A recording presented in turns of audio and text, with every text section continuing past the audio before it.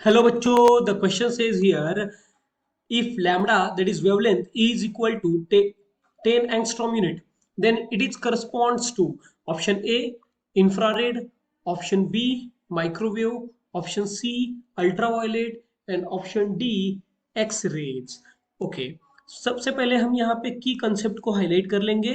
The key concept is, हम यहाँ पे की कंसेप्ट समझना है कि वेवलेंथ का फ्रीक्वेंसी के साथ रिलेशन क्या है, और हमें यहाँ पे इलेक्ट्रोमैग्नेटिक वेव का स्पेक्ट्रम समझना है. तो electromagnetic spectrum consist of 7 different radiations. तो सबसे पहले आता है यहाँ पे gamma radiations, then X rays, then ultraviolet rays, then you got a visible spectrum. Visible spectrum के बाद आता है visible spectrum, that is VIBGYOR. Then you have here infrared radiations, microwaves and at last आपके पास radio waves आती है.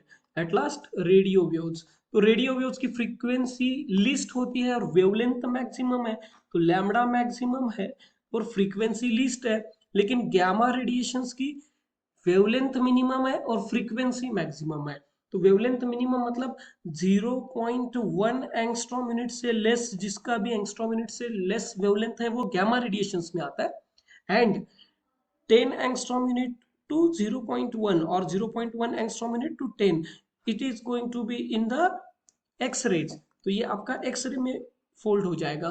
तो आपका क्वेश्चन में लैम्डा 10 एंगस्ट्रॉम यूनिट दिया है, तो you got it here in the 10 angstrom unit, that is X ray is the correct answer. जो वेवलेंथ 10 एंगस्ट्रॉम यूनिट है, it correspond to X ray. Hope you understand it well. Best of luck.